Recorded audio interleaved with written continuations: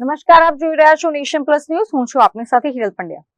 વડોદરા શહેરના અટલાદરા વિસ્તારમાં વ્યાજખોરોના અસહ્ય ત્રાસથી કંટાળીને એક રિક્ષા ચાલકે જીવન ટૂંકાવ્યાની ઘટનાને આજે 12 દિવસ વીતી ગયા છે. તેમ છતાં હજી સુધી વ્યાજખોરો પર પોલીસ દ્વારા કોઈ કાર્યવાહી કરવામાં આવી નથી, જેને લઈને પીડિત પરિવારે ન્યાયની માંગ અને ભારે આક્રોશ સાથે પોલીસની કામગીરી પર સવાલો ઉઠાવ્યા છે. વડોદરાના અટલાદરામાં બનેલી રિક્ષા ચાલકની આત્મહત્યાની આ ઘટનાએ વ્યાજખોરીના દૂષણને ફરી એકવાર સપાટી પર લાવી દીધું છે. વ્યાજખોરોના અમાનુષી ત્રાસ અને ધમકીઓથી કંટાળીને રિક્ષા ચાલકે ગળે ફાંસો ખાઈ લીધો હતો. આ મામલે પરિવારે આત્મહત્યાની દુષ્પ્રેરણા આપનારા વ્યાજખોરો સામે નામજોગ ફરિયાદ નોંધાવી હોવા છતાં ખાકીની ઢીલી નીતિના કારણે આરોપીઓ હજી પણ ખુલ્લેઆમ ફરી રહ્યા છે. આજે જ્યારે મૃતકની ઉત્તરક્રિયા એટલે કે 12માનો દિવસ હતો, ત્યારે ઘરના કમાનાર સભ્યને ગુમાવી ચૂકેલા પરિવારનું આક્રંદ જોઈને આખું ગામ હચમચી ગયું હતું. મૃતકના સ્વજનોનો આક્ષેપ છે કે તેમણે ન્યાય માટે ઉચ્ચ પોલીસ અધિકારીઓ સુધી અનેક લેખિત અને મૌખિક રજૂઆતો કરી છે, પરંતુ તંત્ર તરફથી હજી સુધી કોઈ સંતોષકારક કે કડક પગલાં લેવામાં આવ્યા નથી. સર, અમે એ જ કહેવા માંગીએ છીએ કે અમને ન્યાય જોઈએ છે. આ ખોટી ગુંડાગર્દી છે. અમે ગરીબ લોકો છે. વ્યાજે પૈસા લીધા છે, આપી બી દીધા છે, વ્યાજ બી ચૂકવી દીધું છે. તે છતાંય માણસ એ વ્યક્તિ અમારા ઘરમાં આવે છે, દાદાગીરી કરે છે, મારે છે, રોડ વચ્ચે ઇજ્જત કાઢે છે. આજે મારા સસરાને કેટલું આઘાત લાગ્યો હશે એ વાતનું, કેટલું એમને દુઃખ થયું હશે કે એમને સુસાઇડ કરવું પડ્યું, એમને દવા પીને એમનો જીવ ટૂંકાવ્યો પડ્યો. મતલબ એ વ્યક્તિને તમે સજા આપો. અમે સૌ કુટુંબ અમે એ ચાહીએ છીએ કે એ વ્યક્તિ આજે જેલની પાછળ હોવો જોઈએ. અમારે ન્યાય જોઈએ. જો પોલીસ વાળાથી ના થતું હોય તો અમે આગળ જઈએ, અમને કહી દે, અમે આગળ જઈને ફરી બીજી આગળ જઈને કોઈ કાર્યવાહી કરીએ. પોલીસ વાળાએ કોઈ સંપર્ક કર્યો હતો? આજે 12 દિવસ થઈ ગયા છે સાહેબ, હજી તક કોઈ એમને કોન્ટેક્ટ કર્યો નથી કે ના અમને કઈ જવાબ આપ્યો છે કે અમે શોધીએ છીએ. એ રીતેનું ના હોય ને. આજે 12 દિવસ થઈ ગયા છે. આજે કોઈ મોટો વ્યક્તિ હોત, કોઈ મોટો માણસ હોત તો અત્યારે જેલની પાછળ. આજે અમે લોકો નિરાધાર છે, અમારી પાસે પૈસા છે નહીં, અમારે કોઈ છે નહીં એવું મોટો વ્યક્તિ કે જે અમારા પાછળ ઉભો રહે.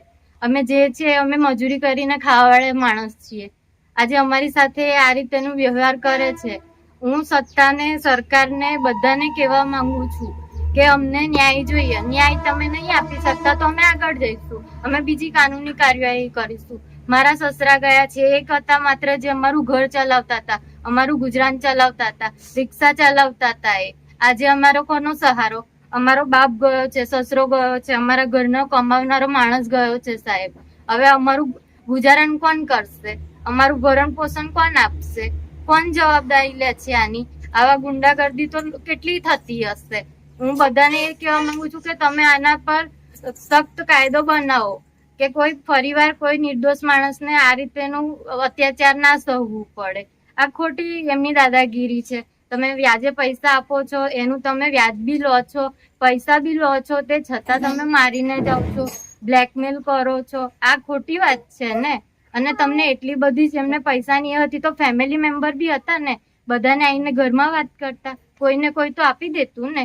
આ કઈ રીતેનું છે કે તમે જ્યાં મળે ત્યાં એમને મારો, ગાળો બોલો છો? અમારી બી ગરીબ છે પણ અમારી બી તો ઇજ્જત છે ને. અમે કે ઇજ્જત વગરના થોડી છે? અમે બી કમાઈને ખાઈએ જ છે ને સાહેબ. અમારે ન્યાય જોઈએ છે. એ વ્યક્તિ, એ માણસ ક્યાં પણ હોય તમે એને શોધો અને જેલની પાછળ નાખો. જ્યાં તક એ ઇન્સાન જેલની પાછળ જાય નહીં ત્યાં તક મારા સસરાને ન્યાય મળે નહીં, મારા સસરાની આત્માને શાંતિ મળે નહીં. અને હું તો આગળ તક જઈશ. મને ન્યાય નહીં મળે તો હું ઠેઠ ઉપર તક જઈશ. જ્યાં તક મારાથી જવાશે, મારા ફેમિલી મેમ્બરથી જવાશે, અમે ત્યાં તક જઈશું, પણ અમે પાછળ હટવાના છે નહીં.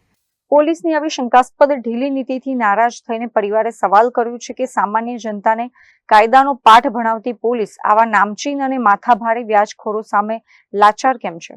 જો સ્થાનિક પોલીસ ન્યાય નહીં અપાવે તો ઉપરી અધિકારી સુધી જવાની પીડિત પરિવાર દ્વારા તૈયારી બતાવવામાં આવી છે. ત્યારે રિક્ષા ચાલકને જીવન ટૂંકાવવા માટે મજબૂર કરનાર વ્યાજખોરોને પોલીસ ક્યારે જેલના સળિયા પાછળ ધકેલે છે તે હવે જોવાનું રહ્યું.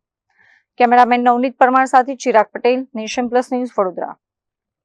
સમાચારોના સતત અપડેટ મેળવવા માટે અમારી નેશન પ્લસ ન્યૂઝની યુટ્યુબ ચેનલને સબસ્ક્રાઇબ કરો, બેલ આઇકન દબાવો અને જોડાયેલા રહો ફેસબુક, ઇન્સ્ટાગ્રામ અને ટ્વિટર પર.